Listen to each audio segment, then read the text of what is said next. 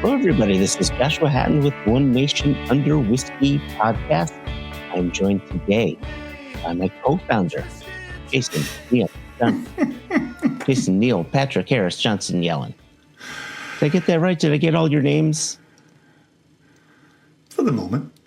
I'm working on new ones every day. Oh, do you have any you've been trying out? They were like, oh, I'm going to try this one, and like, fuck it. Nah, that one. No, I would not reveal. No, sir. No, sir. These are all works in progress. Okay. Yes. Listen, we have a lot to get to. So much to get to. Before we get to the things. Every time. But, however, before. So last week, was it last week? No, the week before last. No, last week. What is time in Joshua Hatton's world, man? Right? When did we bottle that Ben Nevis? Anyway. Who knows, Joshua? Who knows?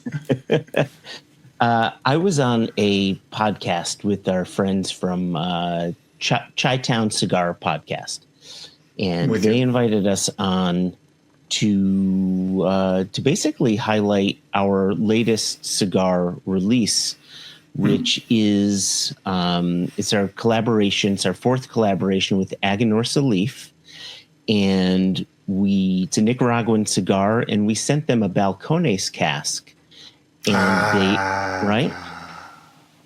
they extra matured those cigars in that cask, and that was our heavily peated first fill bourbon single malt, just gorgeous.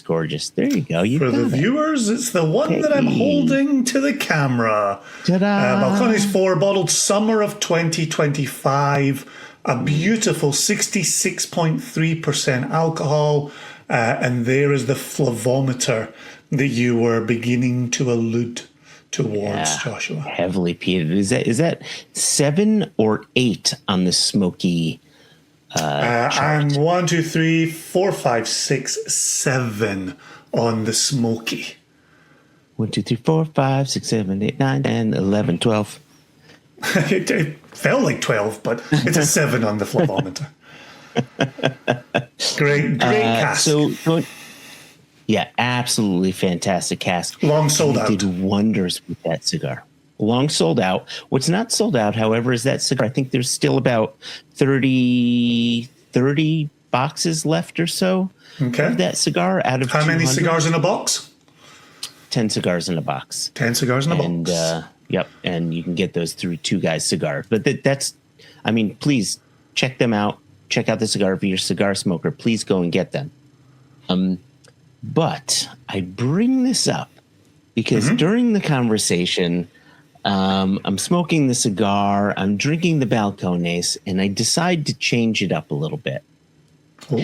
And I grab this bottle of Deluane. Right, here we go. That's our Deluane 13-year-old. Oh, look at that. There's a little stain for our viewers. You can see that stain. Oh, gosh. That drives me crazy. Whenever I see my children pouring whiskey, I'm like, no, not the label. Not the label. Why are your children pouring whiskey, Jason? They take care of their dad. Oh, they take care of their dad. Okay, they're not just drinking whiskey. So I want to pour another whiskey, and a good rich sherried whiskey goes nicely with this cigar. So I grab my bottle of Deluane, and I do what I normally do, which we learned from our friend David Stirk of Exclusive Malts, Creative Whiskey Company, is I give the bottle a shake.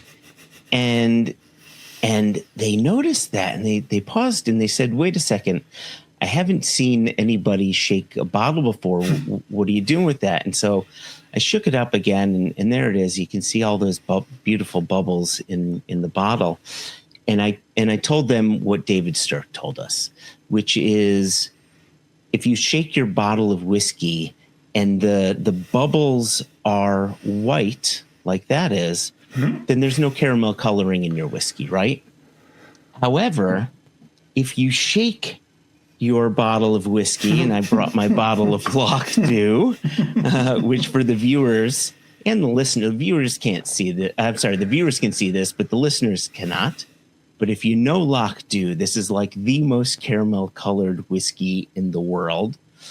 I'm going to show the viewers. If you shake this, the bubbles, hey, right? They're brown bubbles, but they dissipate quite quickly because this is diluted down to 40% alcohol. There's a lot of water in there, which makes the bubbles go away.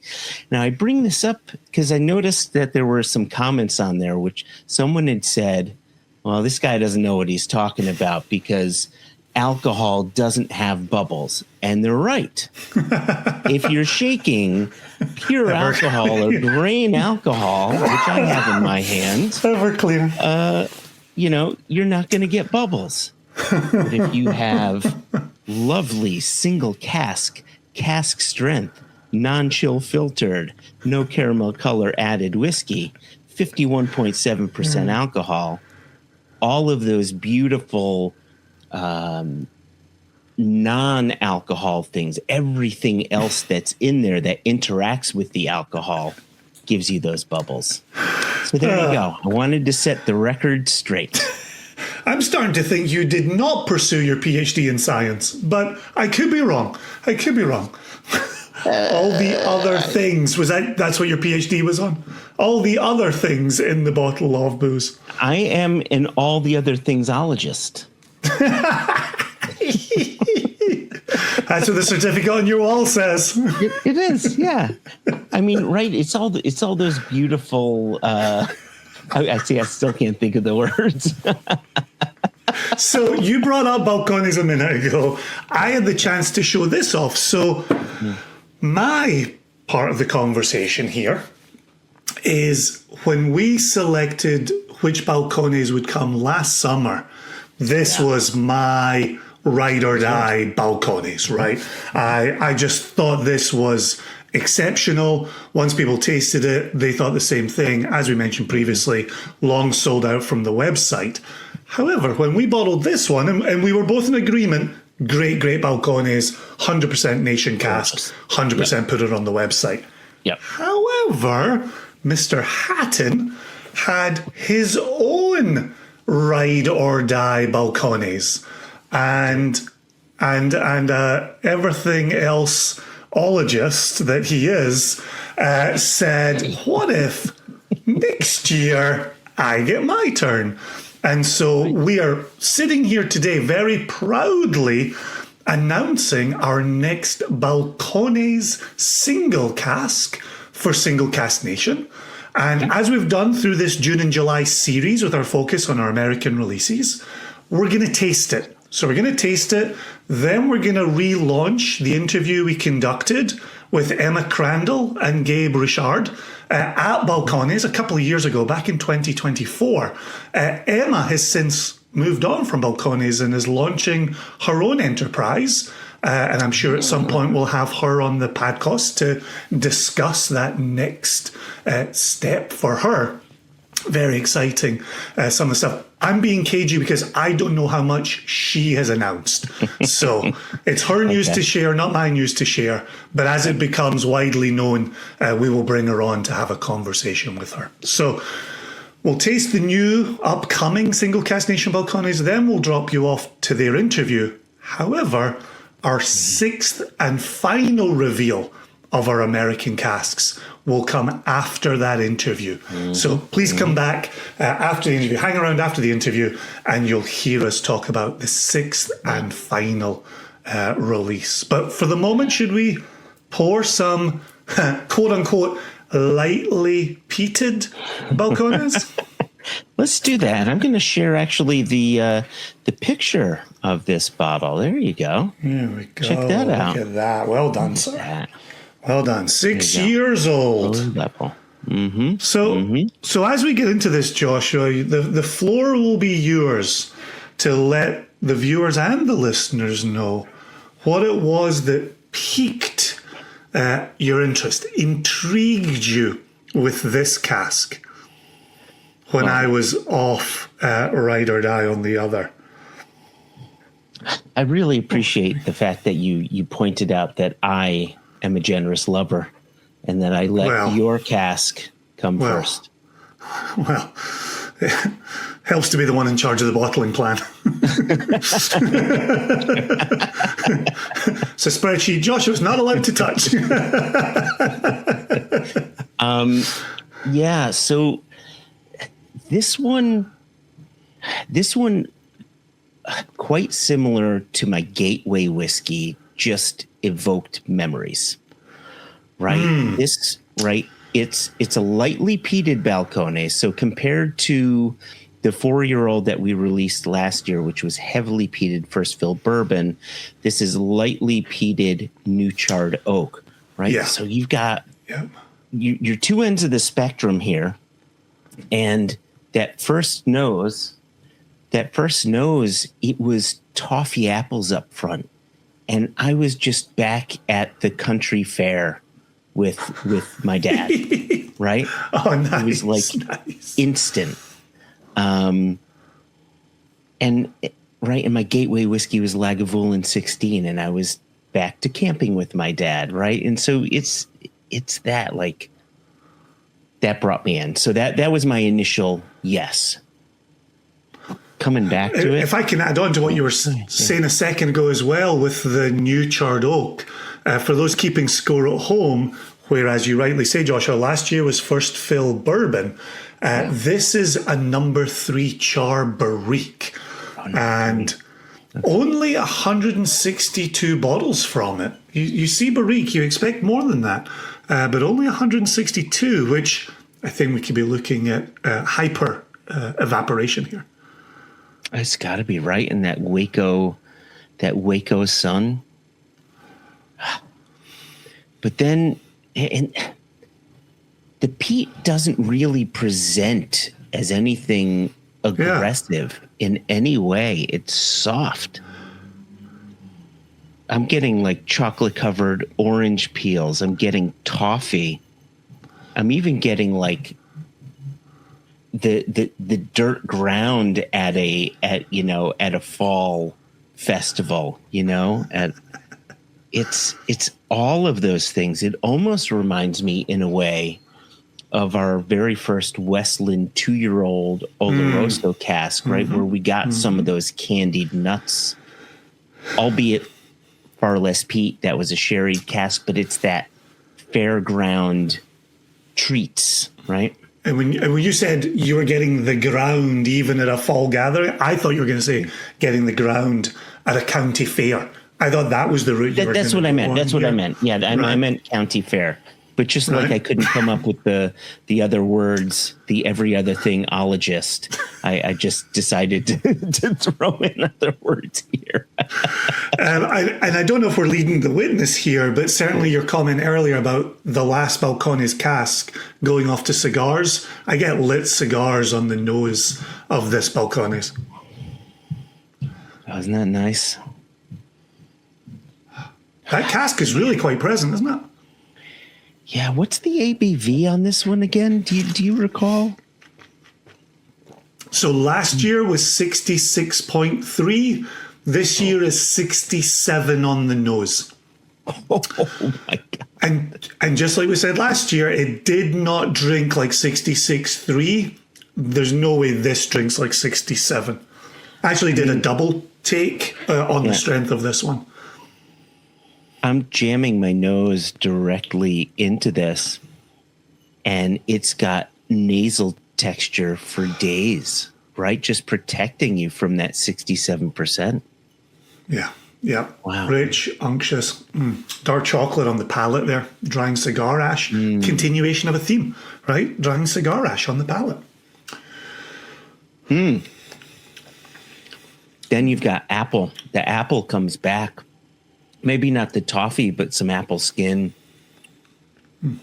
Like the only good part of a red delicious apple is that sweet skin to it. Other than that, red delicious apple's pure shit. Anyway, sorry, go on. I think as we're talking about the weight, and you were talking about the nasal texture here, I think that idea of smoked molasses on the nose carries through on the palate. And this is just textured all the way through.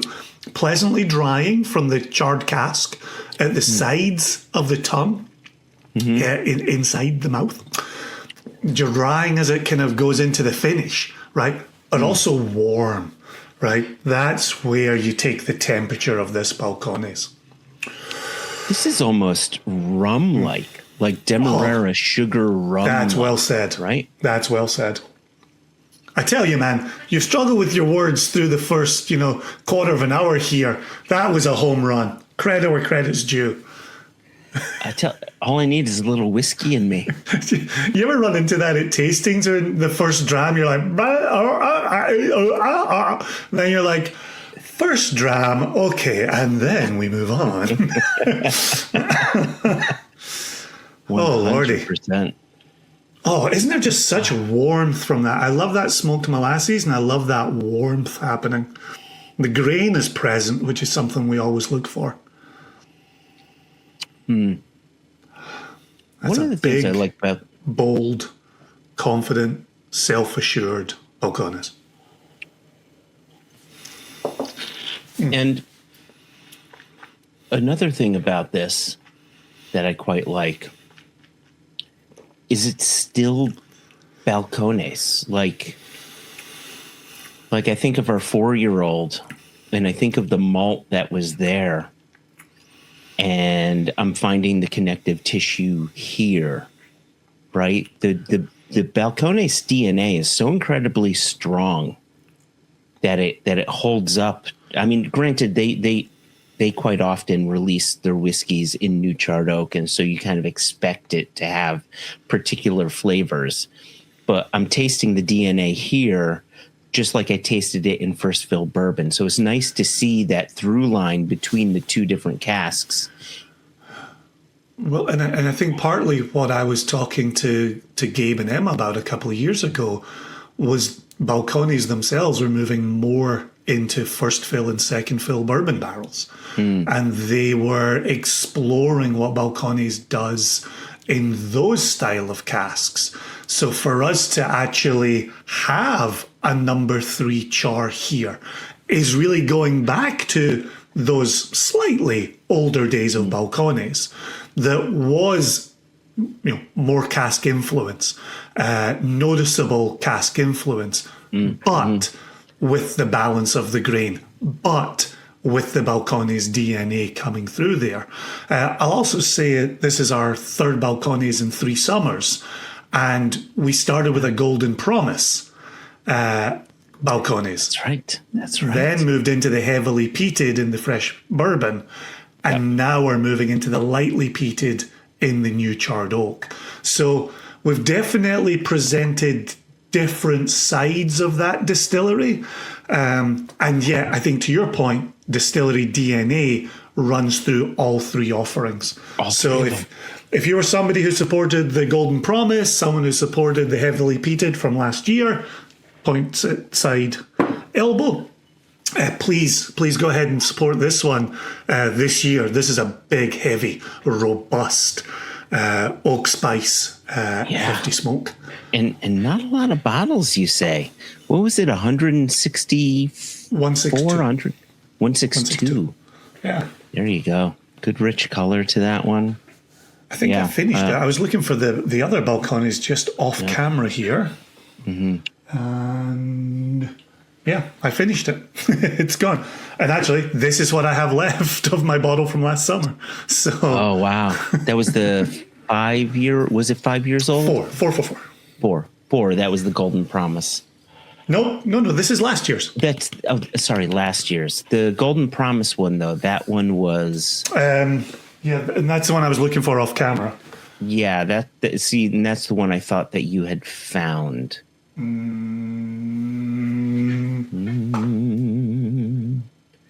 I thought that it was a 5-year-old. Yeah, okay. I think you might be right. Yeah. And again, it's sold great guns as well. So always good to have Balcones on offer. Everyone gets a chance to grab a bottle. Oh, the 162 is a little low. Balcones. Should we go listen to Emma and Gabe from a couple of years ago and hear what they have to say about Balcones? I loved that interview. I'm looking forward to listening to it again. Yeah, brilliant. Please come back to us after the interview and we'll make our sixth and final reveal of our sixth American cask. Enjoy the interview with Emma and Gabe.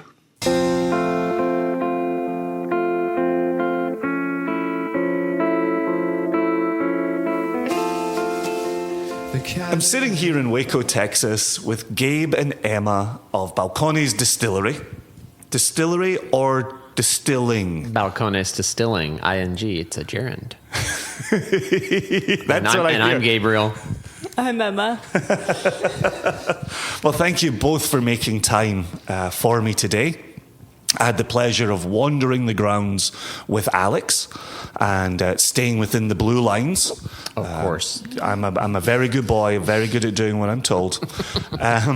We've had a couple of chats with Balcones on the Padcost, as we call it around these parts. And one was a long time ago, season 1, with Zach Pilgrim, and then later with Winston Churchill Edwards. Mm-hmm. And so those were excellent conversations. But being at the distillery today is my first time out here and has really brought home the production, the maturation, the things you get up to over here. But I wanted to start with the fact that you're producing multiple styles here. There's a bourbon, there's a rye, there's a single malt, there's rum. Can you speak to what that's like day in, day out, like a bit about your process there? I think probably the best way to start is from the beginning, as usual. But when we started, we got into this to make single malts. That was the love of the founders and the folks who originally got everything moving. Was they were enamored not with bourbons, not with ryes, not even with rums. They fell in love with single malts from the UK. Scottish single malts, and that'll save me correcting you. To be clear, but they were drinking Ardbeg and Talisker and a handful of malts over there that really were wowing them, and they'd been in beer for a long time in the craft brewing scene.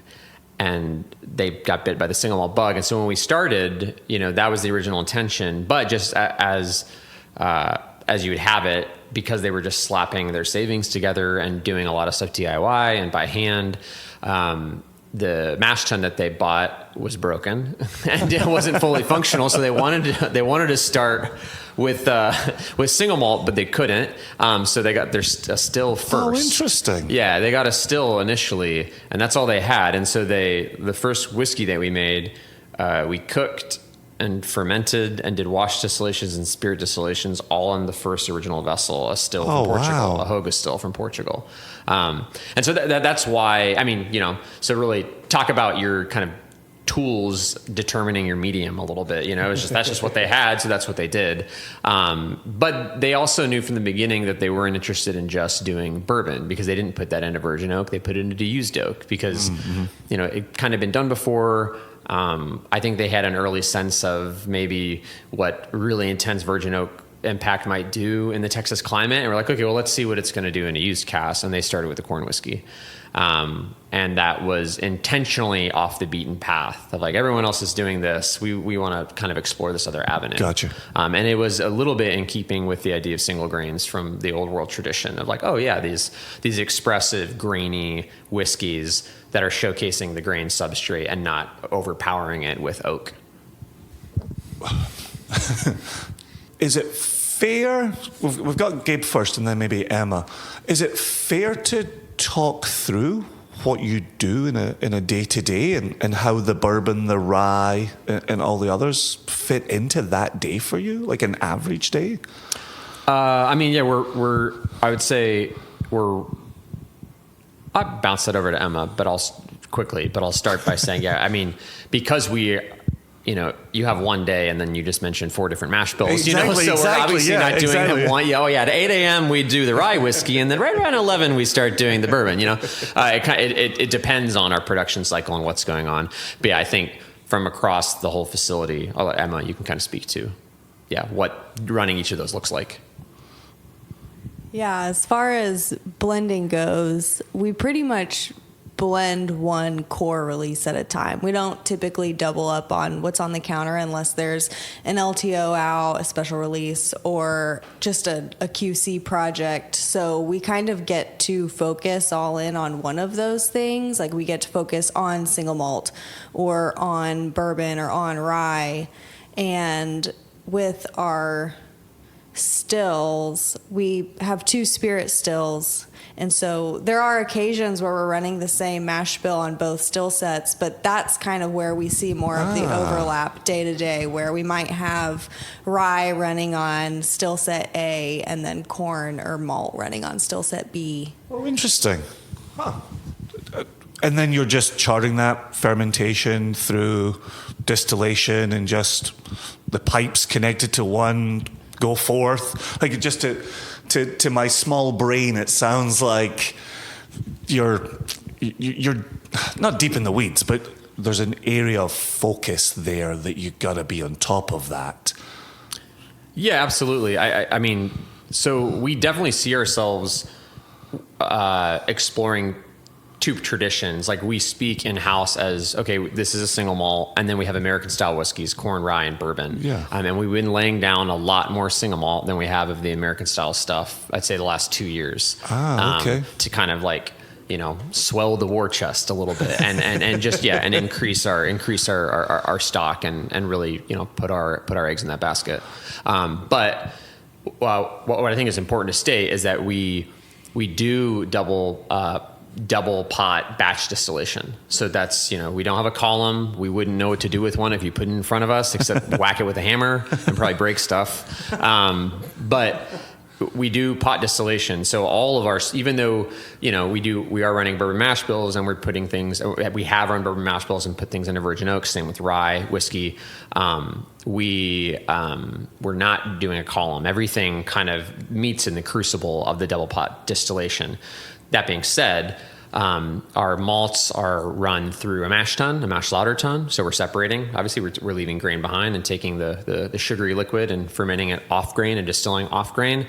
Whereas with our bourbon and rye and corn, we're using a cereal cooker. So we're using hammer mill, not a roller mill, and we're processing the grain, and then we're fermenting on grain and distilling on grain. So our wash stills are set up very uniquely with what's called an external reboiler, or maybe an external calendula in the cognac region, where it's a separate shell and tube vessel that the spirit is pumped into, and it's heated there so that if you scorch any of the organic matter, the on-grain substrate, you do it in the reboiler, not in the body of the still. Oh, interesting. Right? So we can do both. So we're doing both Okay. on-grain and off-grain, but everything is pot distilled. But we do have a cereal cooker for American styles and a mash lauter tun for the single malts.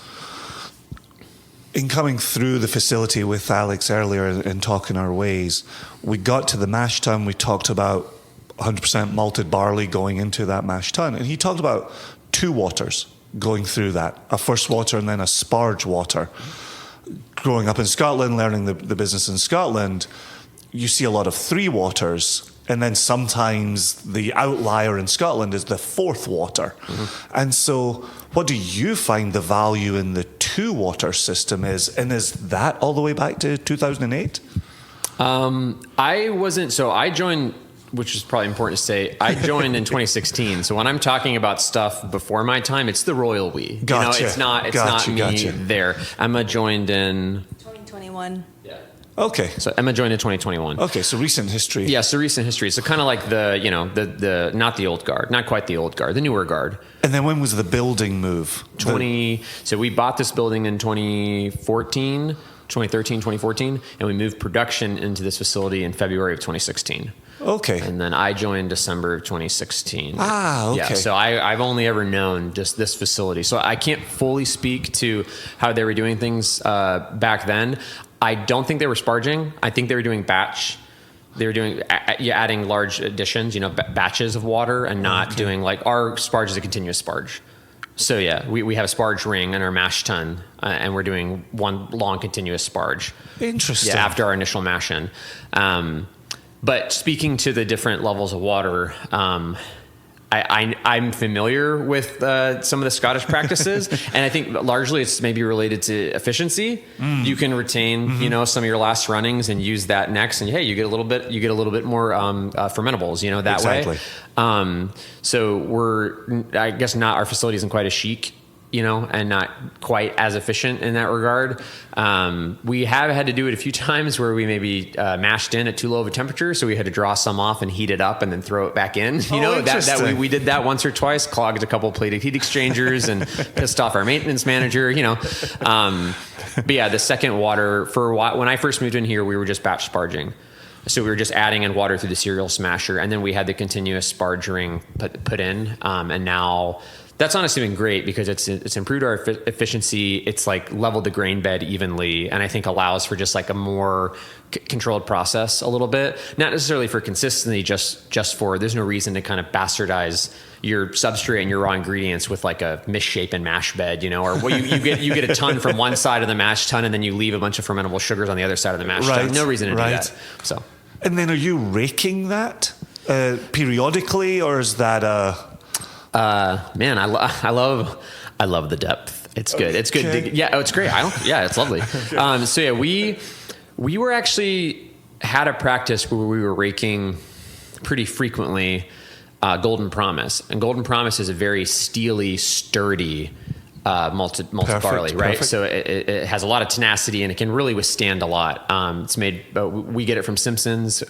Pre this facility, we would get a lot of it from Fawcett. They do a lot of floor malted Golden Promise malted barley in the UK. Both Simpsons and Simpsons owns Golden Promise, but Fawcett is for some reason is allowed. They may license it. They're allowed to use it. So those are the two malt houses that you can get Golden Promise from. But yeah, very steely, sturdy barley. And so we would do a really long rake on that. As we're matching in, we're continuously moving the rakes on the Golden Promise. The Texas malted barley we found is a lot more friable. So it's a lot more floury, a lot more friable. It's a little more highly modified, a little more mealy of a barley, right? And so because of that, we had a lot of problems basically creating a paste over the false bottom and sealing in the false bottom and getting horrible runoff. Understood. And so it's actually recently our quality technician, Johnson Haygood, he explored just doing right at the end of your mash in, doing like a quick turn of the rakes, maybe like a full 360-degree turn just at the end to settle the bed. And that has actually worked wonders for running Texas malted barley. Because now we have we have open bed. We've settled the bed, so we have great, flow through the bed, but we haven't really smashed in any of the flour or kind of shredded any of the barley on the bottom of the false bottom. So yeah, but that was a lovely lesson for us, and just, the expectations that you have between two different regions that are producing barley and growing barley and different maltsters, and going, oh yeah, you can't apply the same process to every raw ingredient, Have you experimented with other malted barleys? What exactly do you mean? So other strains, other varieties. So we've got the Golden Promise, we've got the Texas barley. Mm-hmm. Are there any others that you've played around with? The reason I'm asking, what I'm kind of chasing here, is this idea of a robust Golden Promise grain and then a more delicate Texas grain. Yeah, absolutely. I haven't had experience with other grains, and so I'm curious if you had that opportunity.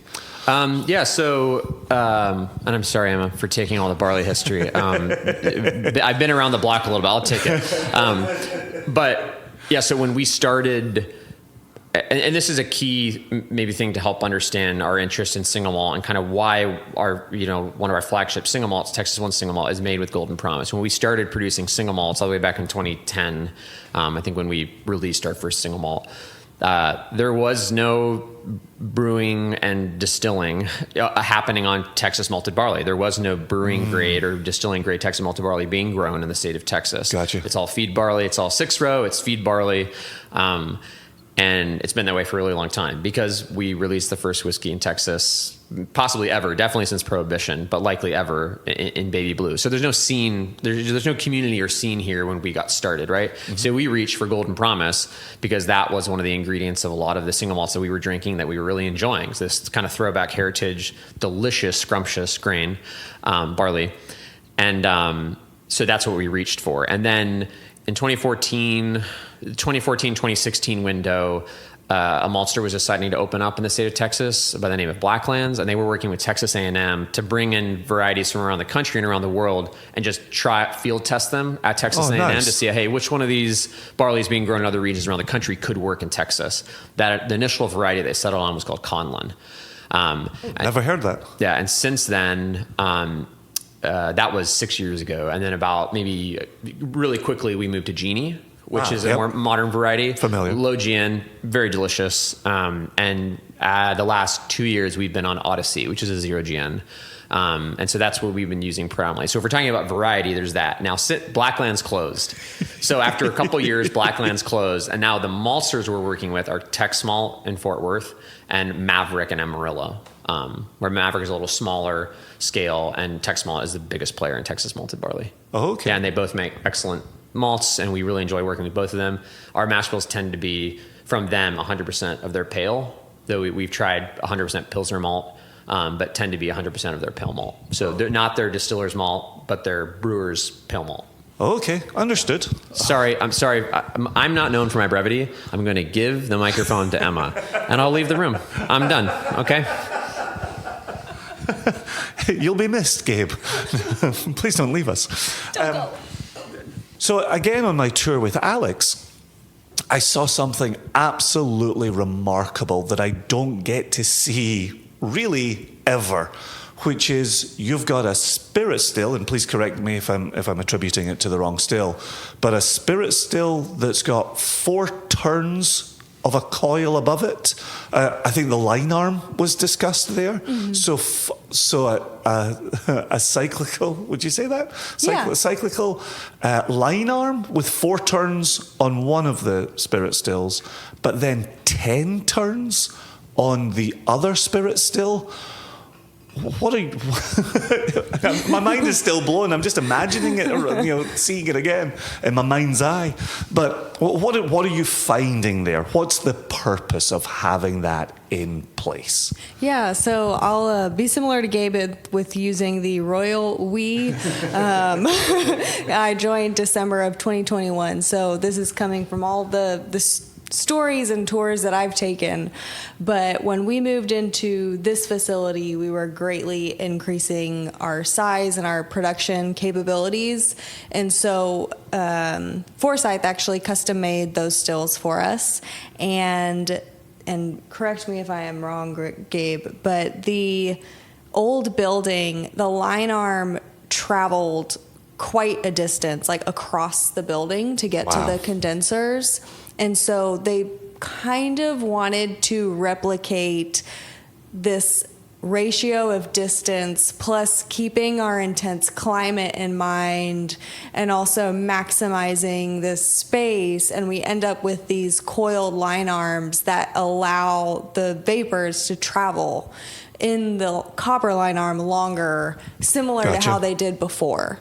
And so it also just helps us in general with this climate. We get more reflux. We get a little bit more of that like bright, snappy spirit on the still with the higher count of coils. It gets slightly more reflux on that still. So there have been times where we've geared certain spirit types to be distilled on certain spirit stills because we're going for a particular character. So on the one with more coils, we'll get that bright, snappier kind of characteristic, and then we get a little more body and oily character on the one with fewer coils. Ah, okay. Okay.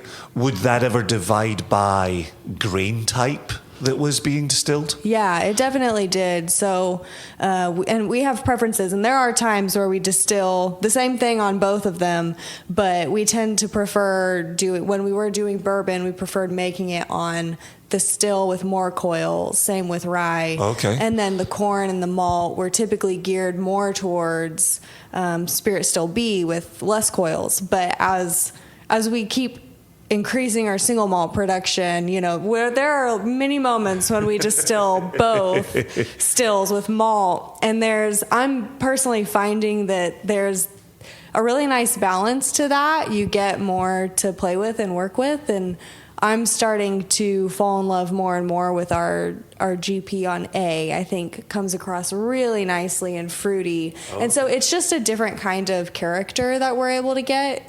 When I think of it as a blender, I just see like that's another tool that we'll have in the future to work with for texture and body and all of that. Very nice. And so I love the way you just very comfortably slipped in GP on GP on A, right? Yeah. And because I've been down seeing it, right? So it's the golden promise. Yeah. And then A is the 4-turn It's the line arm. more coils. A is the 10 the 10 turn. Okay, wow. Getting it in my head is so remarkable, and all that reflux that you're getting. So I think you've just perfectly opened the door for the next topic, which is blending. So just imagine I'm the family dog and I know nothing here. Just again, talk me through. What are you receiving? How are you? And you did that one earlier as well with your QC, right? Your quality control. Yes. And so talk me through that process. As you receive a sample, where does that go? What do you do with that? Yeah, so when we are looking to start working on a blend, we will request samples of any barrel that could be a candidate for it. So depending on mash bill, barrel type, age, sometimes we'll add in barrel notes just to keep track of whether something's slated for an LTO or we want to wait on it a little longer. We take all these things into account and get this tranche of samples in, and each vial represents one barrel, and we just organize them out on the counter. If we have different mash bills pulled, we'll separate them by mash bill first, then typically by barrel profile. So we like to keep like groups and chunks of similar barrel profiles together, and then within that we'll start sorting them by age. And we keep things organized in a way where, like with malt, we sample every single individual cask. We do analysis on every cask. Whenever we're working on Texas 1 single malt, it's occasionally we'll be able to kind of lot together a group of casks that were from the same distillation day. If they went into the same barrel type, then we will lot them together in like a mock-up kind of group. But because we use so many used casks, you get a lot more variety between the maturate and what the flavor profile is going to be like. And so we'll take notes on the nose with the aromas, kind of like the intensity of it or the experience of it. We'll take notes on flavors, texture, finish. Again, kind of just the experience, like what is this, how does this feel, like what is this overall impression. And we'll also make note if we notice any flaws or anything that, like maybe one cask isn't as far along as we thought it would be for its age and barrel profile, or if it has a little spicy, prickly texture. We make notes of those things as well.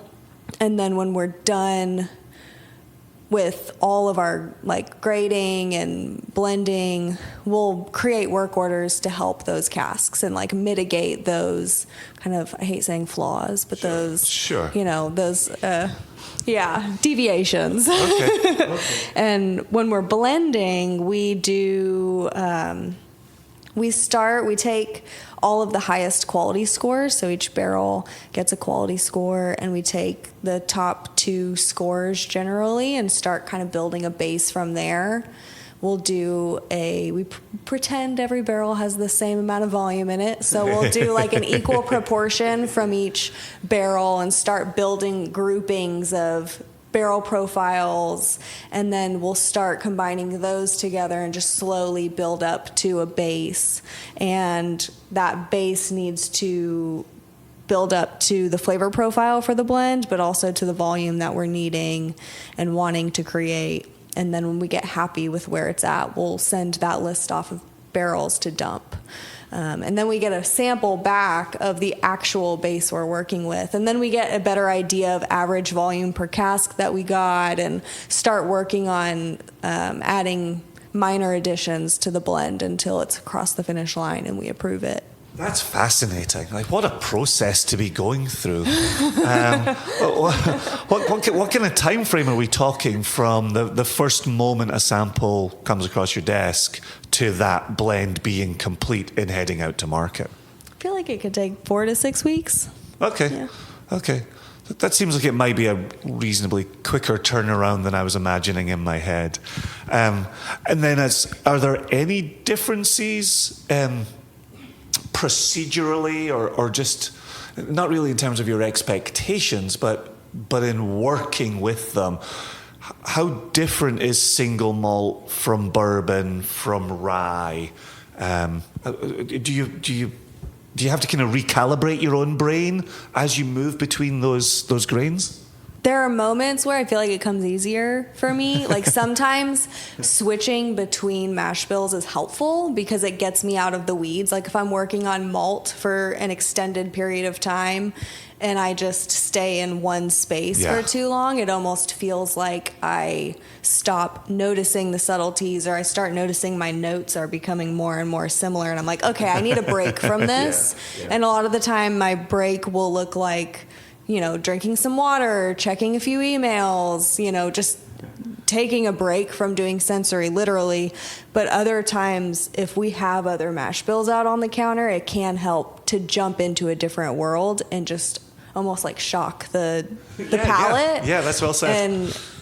And just try doing sensory on some corn whiskey or rye, and it's just a completely different flavor profile. It puts my brain in a different space and kind of forces me to focus again.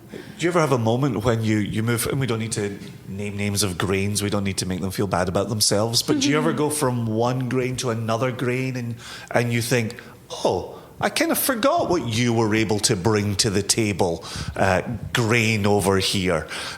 Did you ever get a moment like that? I'm always giving corn a harder time than malted barley, I think I definitely do. I see it happen with certain barrel profiles where maybe I underestimate them.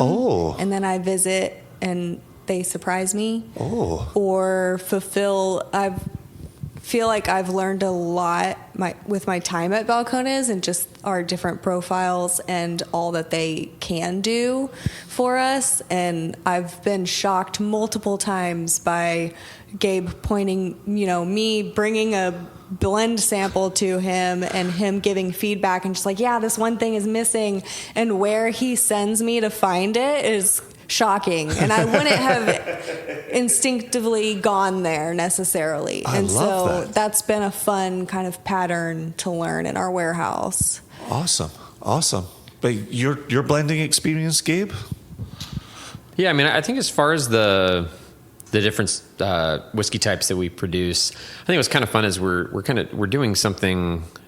We really do perceive that we're doing something a little bit different between the American style whiskeys and the single malts.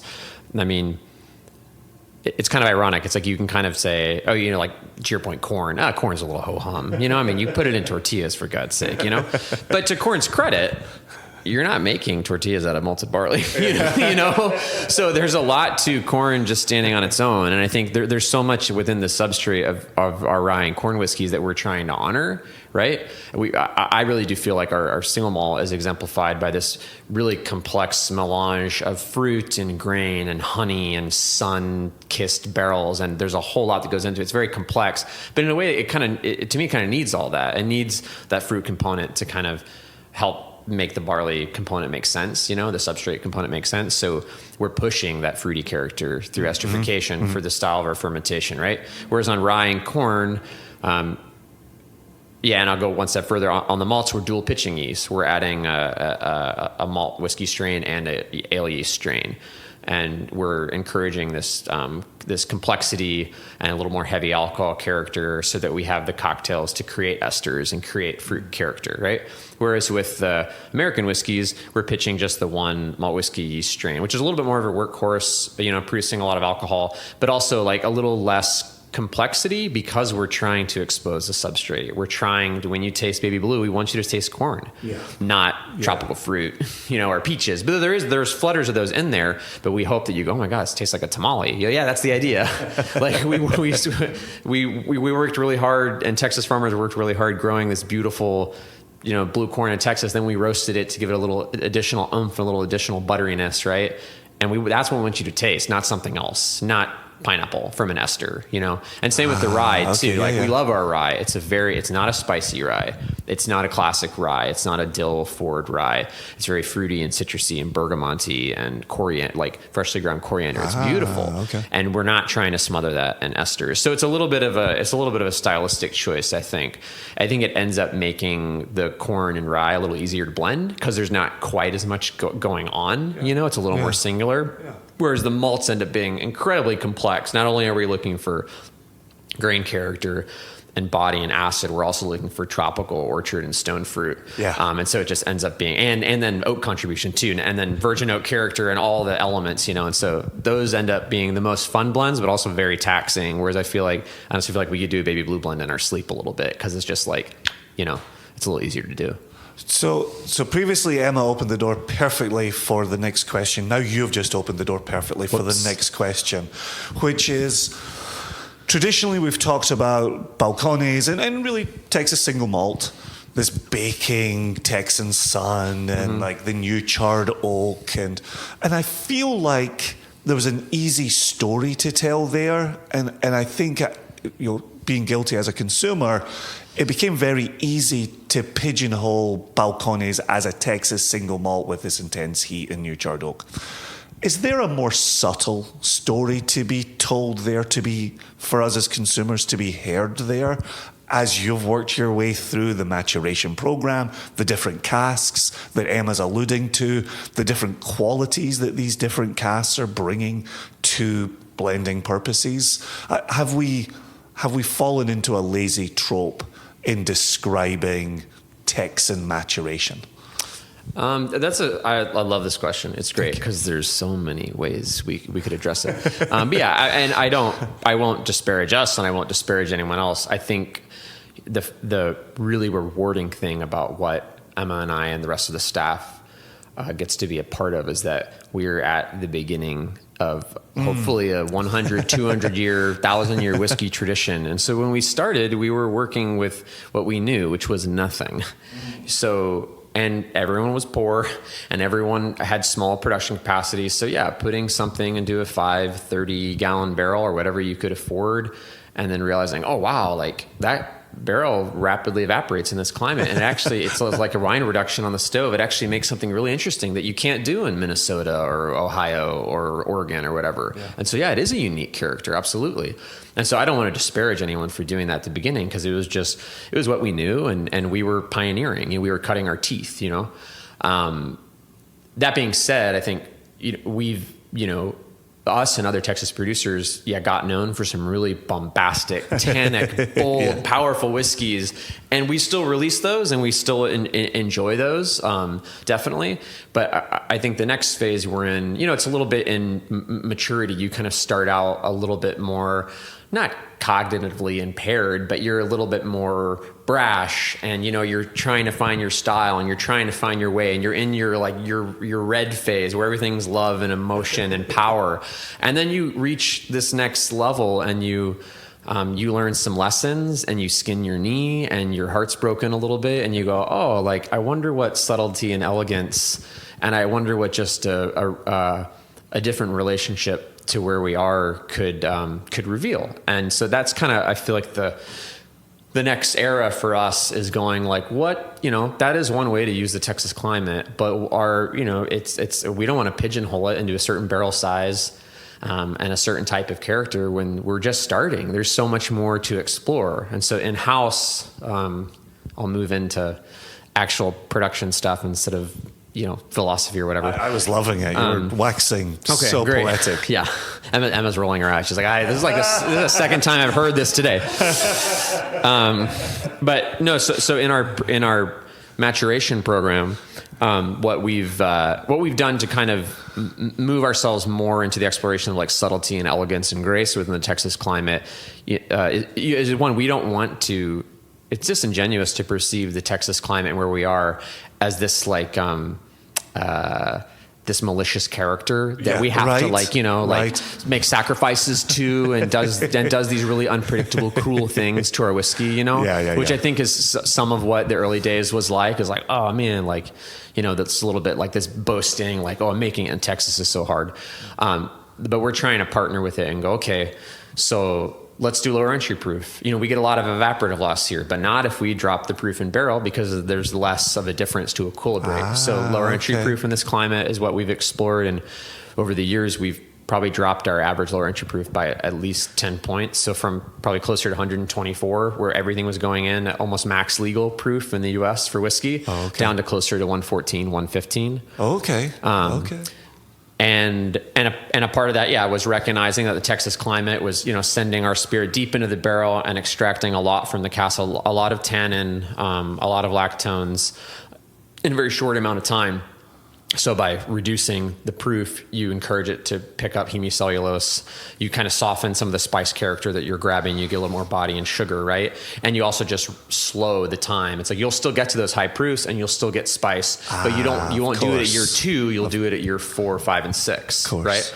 And then the other big thing that we've been working on the past 3.5 years now is larger format casks. So working with 500 liter casks and up, larger format casks, both new virgin oak, virgin American oak 500 liter casks, and also domestic wine puncheons, as well as a handful of foreign, some French 700 liter casks, and some sherry puncheons, a handful of sherry puncheons too.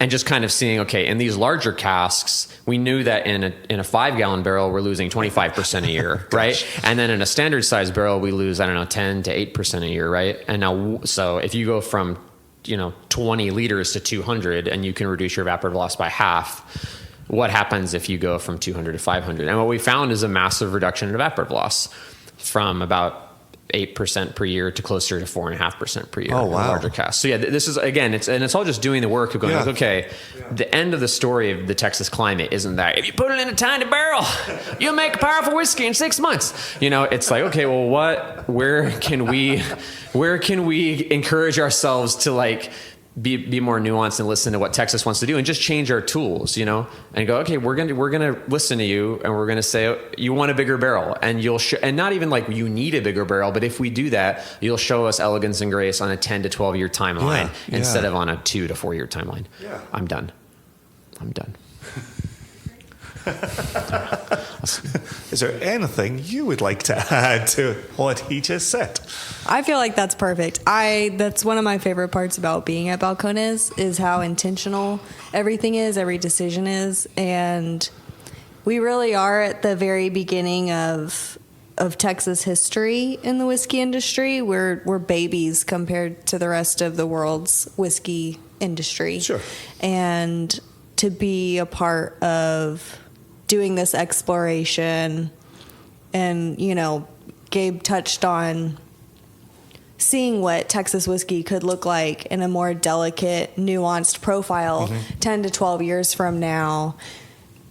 I think people kind of throw out age statements as a very important feature on a label, and it's really not for the sake of letting a whiskey get older to be able to say it's older, but there's so much we don't know what's happening. We don't know what's possible if whiskey sits in a barrel in Texas for 12, 15 years, because it hasn't really, I haven't tasted it. I haven't seen that yet. And so to explore what our new make is capable of transitioning into when it has the chance to rest for that long and what that would look like. I just think it's a very exciting place to be, and I hope that it's hard, and a lot of people are putting a lot of effort and hard work into it, and I hope that we keep doing it for hundreds of years.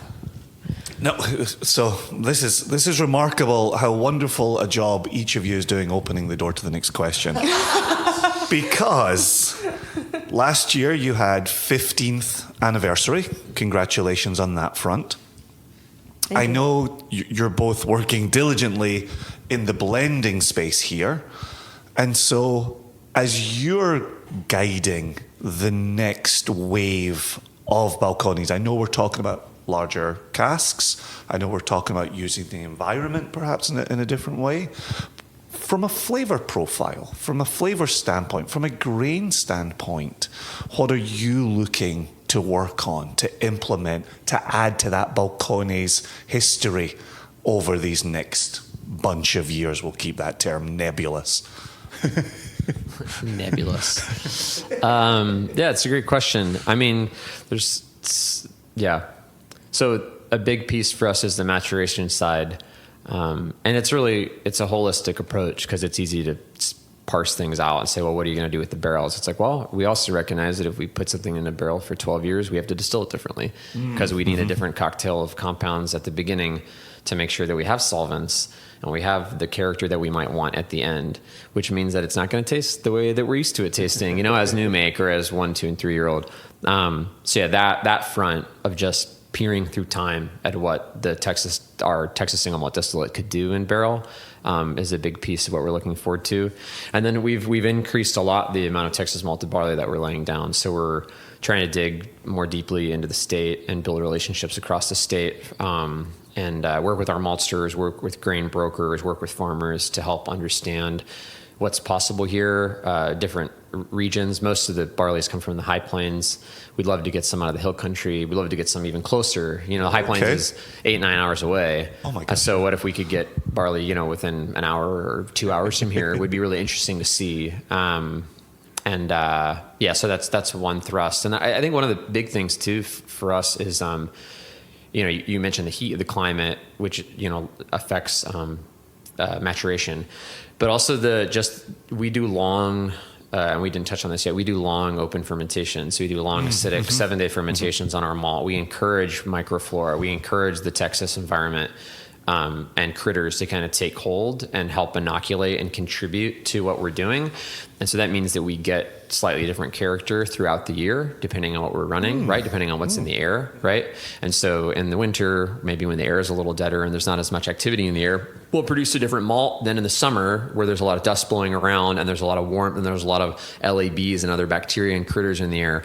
And so, eventually we'd love to get to a point where we could quiet ourselves enough and still ourselves enough to actually be able to listen and hear that and pick up on those subtleties and be able to tell that story for our location, our home in Waco.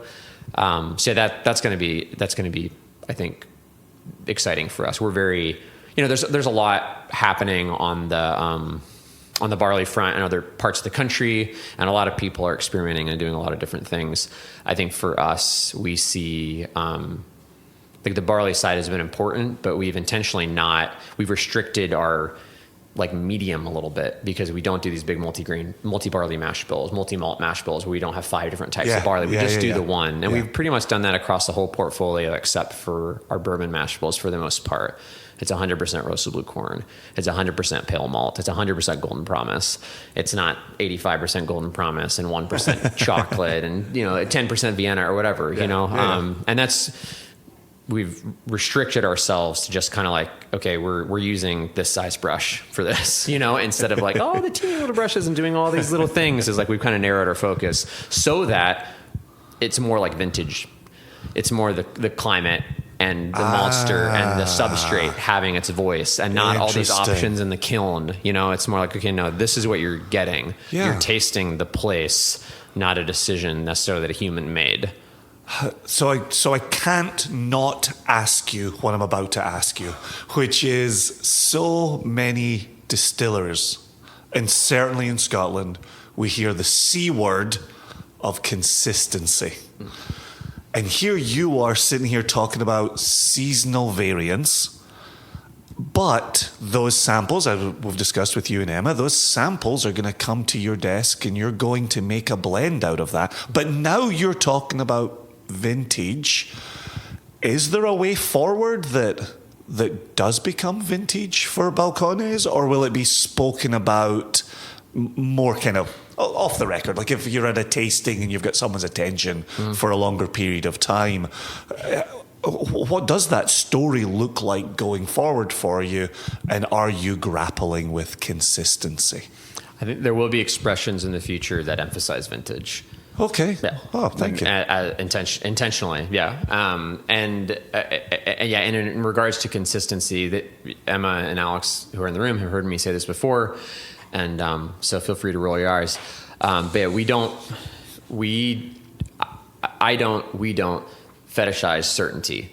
So we're not interested in consistency. We're not interested in making, a whiskey that tastes the same all the time, because it's really an impossibility.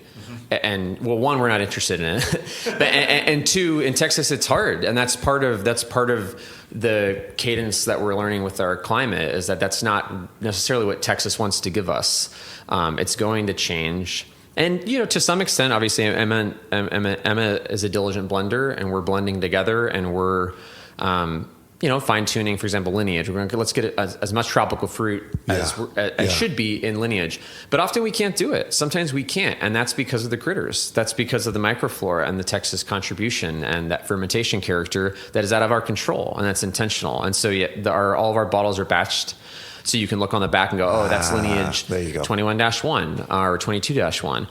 The first lineage blend that Emma jumped in on when she first started, she blended it a little differently than I would. Yeah. We did it together, but it got down to the final decision, and she's like, I really like this one. I was like, well, I would do this one, but let's go with that one, and it's a little more fruity, it's a little brighter, it's a little more effervescent. It's great. And that's just all part of it, that each distiller is going to do things a little differently. One, Josh had salsa verde tacos that morning, and so his head cut is a little less conservative than maybe it would be, because his palate is a little maybe fatigued in a way that it wasn't the day before, and so it's going to be different. That's all part of it. That's the human component to this. Yeah. That is our contribution to what Texas is contributing.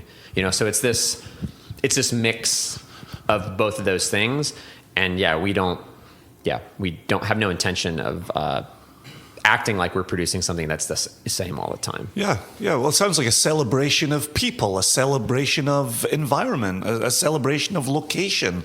Like that sounds wonderful, and a wonderful thing to communicate to a consumer.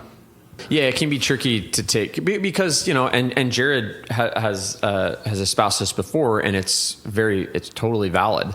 Is that within a brand, you do need this idea of what the brand is, and people want familiarity. Yep. That's kind of why they keep coming back. Yep. They go, oh, that's safe. Oh, I love that expression. That's the expression that I drank with my dad before he died. And it's like, well, we don't want to go so far away from this thing that we released into the world that now is a part of other people's lives that they can't recognize it anymore. Yeah. But we're also not trying to do it in such a way where it's the same for 10 years. And, you get a bottle of that, like it's a cheeseburger at McDonald's, where it's like, I know it's going to have the exact number of onions and the exact grams of ketchup every time. It's like, we're not interested in that. But to honor what we've done before, but to allow it to have its own life.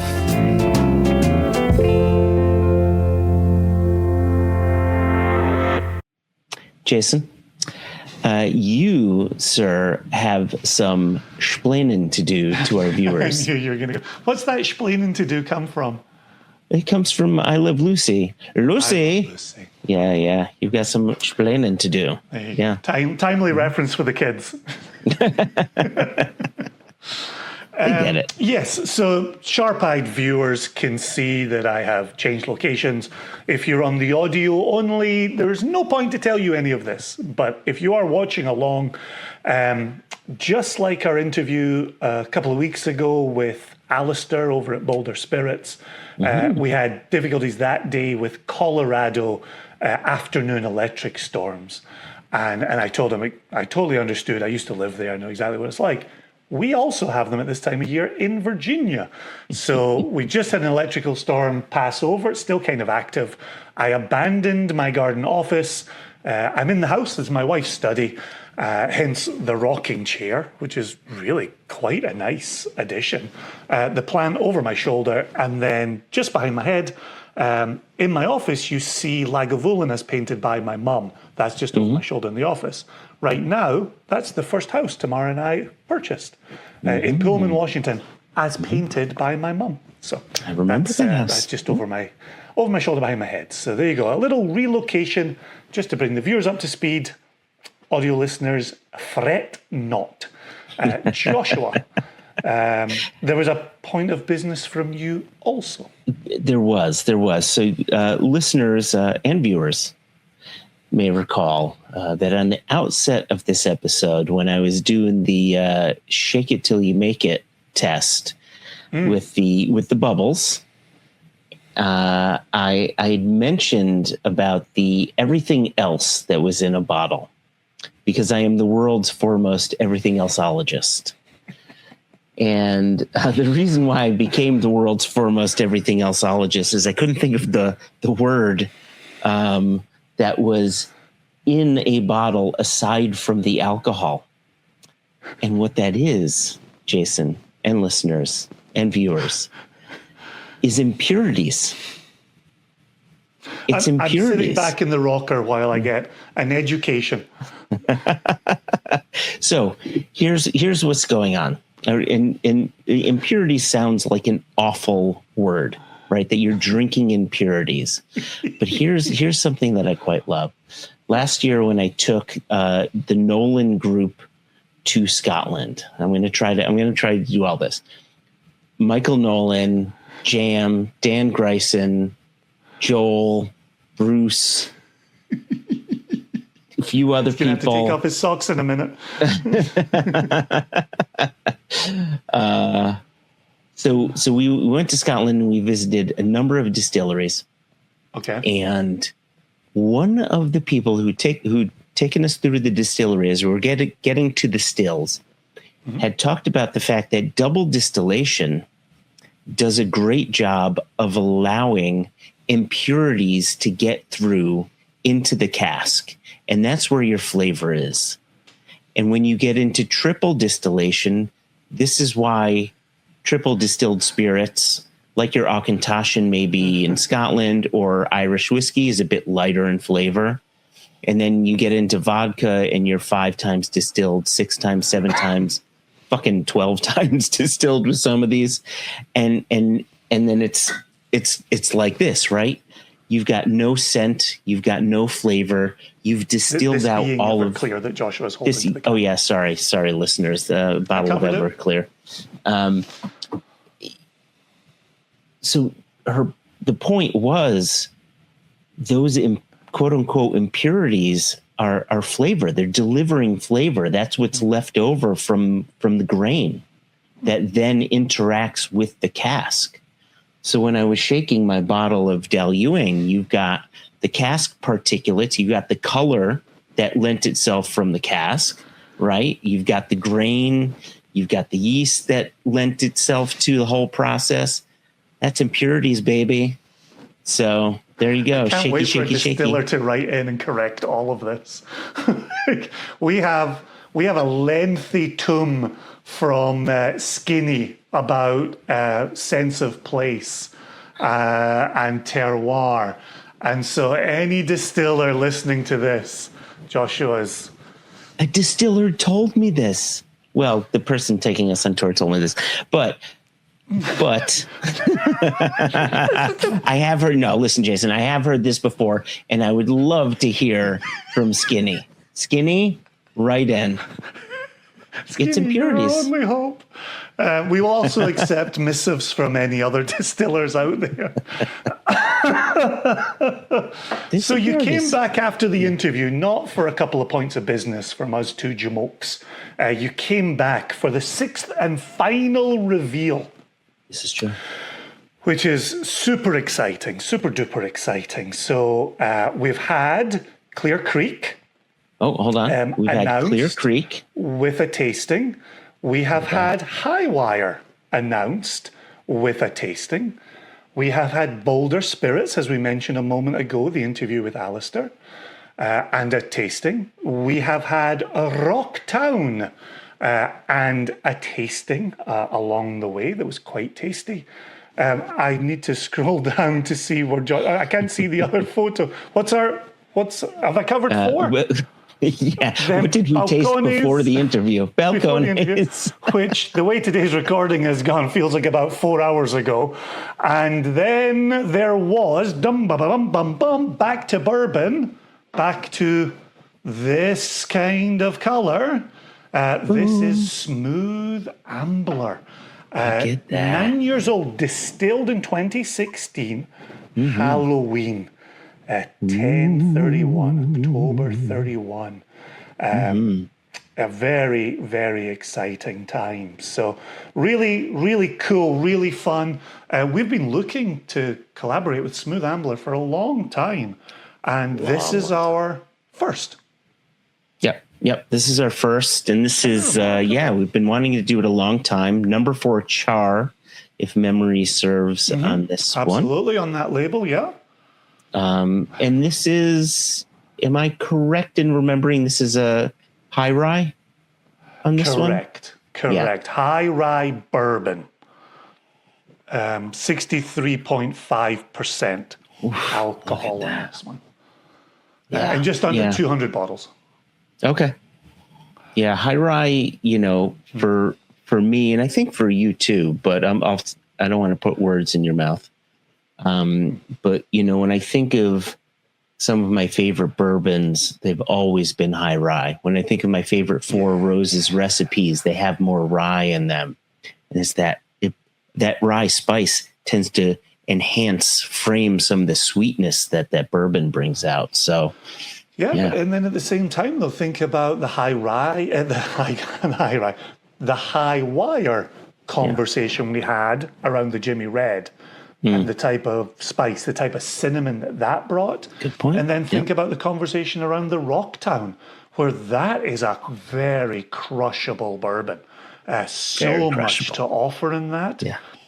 Really, really delicious. Fair. So 3 really good bourbons out of the 6 Americans going on sale. 2 others are single malts, and then 1 is the spirit from whiskey from what do we call it? It's a fancy. Bring up the label again, Joshua. Yeah. Hold on one second. Clear Creek. Bring up the Clear Creek. Oh, the Clear Creek. Oh, sorry, that one. Yep. Whiskey distilled from a barley mash. There we go. And then in the Caitlin episode, we talked about the Bridgeport connection over in Portland, Oregon, and what that meant for that distillation. So really exciting little cask for lovers of light whiskey. And as we've mentioned, our first Chicago Jubilee bottling. But back to the Smooth Ambler in front of us. Can't get away from cherry wax lips, which is a note that I love writing. I also love eating cherry wax lips. Yeah, I mean, you got to get over that hump, right? Where it's crumbly at first, and then it gets very good. Oh, British ones don't crumble. They're much kind of like waxier. Like they've definitely got they're waxy. I'm trying to re-describe waxy to you. Everything elseologist? Was it? Are you? they're just so firm to get your teeth into. Like they're really good. Oh, interesting. Yeah, the American ones start off very crumbly, and then as you're chewing it, because your mouth is warm, the wax starts to melt a little bit, and then it turns into just a nice flavorful cherry wax to chew. Interesting. Yeah, I mean, it's been years, but yeah. A lot of grain on this as well: corn, wheat germ, bran, oats, in the form of bran flakes and toasted oats. The toasted oats is spot on. I love this, and I love that it's big and cinnamony, right? Man. Yeah, that's a good one. That's a good one. Yeah, a little that's bit of great. And incense, this just for something a little exotic, something a little interesting around the edges. Thank you. And that's what I was going to say. So this is their own distillate, if I'm not mistaken. And right. Yeah. Because early on they were sourcing, and they never hid any of that at all. No, this is 100% Smooth Ambler.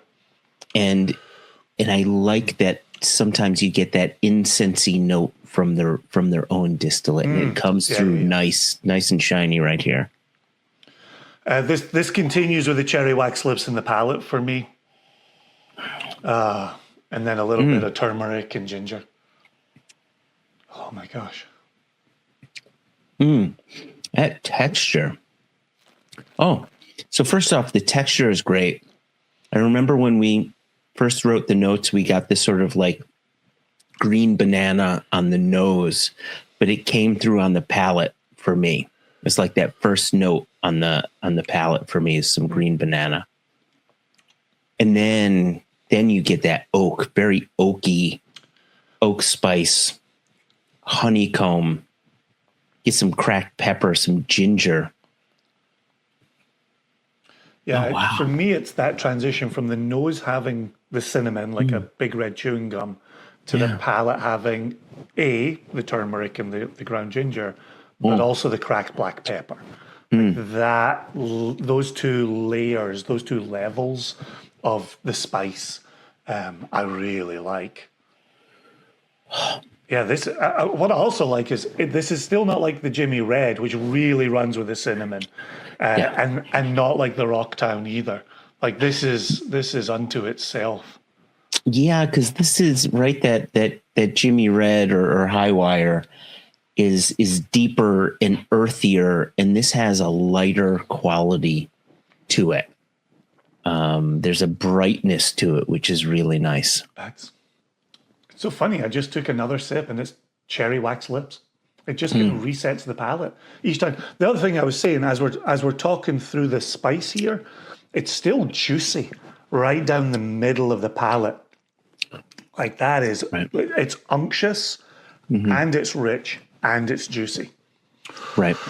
Yep. Oh, yeah, it's and the oak is real present. juicy. The distillate is present. It's this like the juiciness is there, and then as it transitions, I get some crystallized ginger. It's really nice. Some ginger powder, but then it turns into crystallized ginger for me. A note on the finish that for me is always a Joshua Hatton. Cola syrup.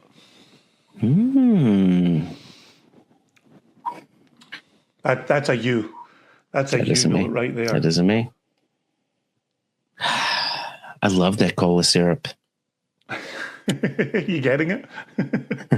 I am. Yeah, I love that you get it too.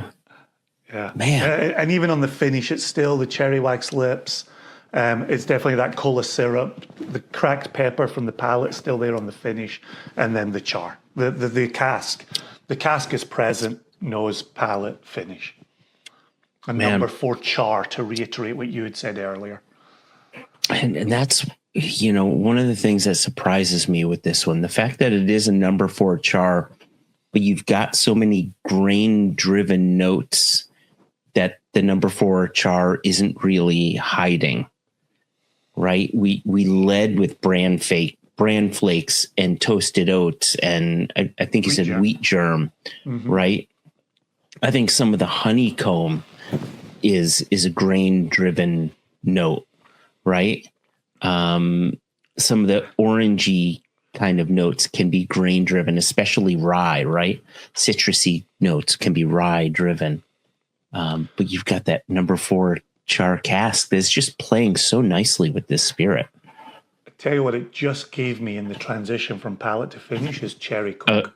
I thought you were going to say a little cherry coke. Cherry coke. Oh, I like that. That really lands the plane. Oh, yeah. The cherry wax lips, the cola syrup, cherry coke right there. That really comes through. Love that. All right, there you go. That's all 6 in the release. We've got a date for that to be announced. It will be in the last kick of the ball in July here. And we'll get those shipping out for you. I have to say this, Joshua.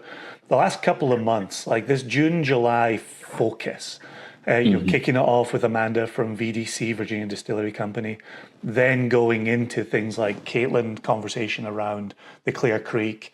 Oh my gosh! Now I've led myself into a Joshua Hatton place.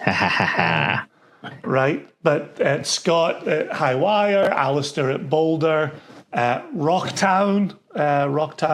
Why am I blanking on a name again? I blanked on Scott previously. 2 first names. Go for it. Phil Brandon. Phil Brandon, and then revisiting the Gabe and Emma, and then closing out with Smooth Ambler. Just a really good couple of months of focusing on this. So really enjoyed that. In the next episode, listen out for an extra, where we'll speak with another good, proud nation supporter.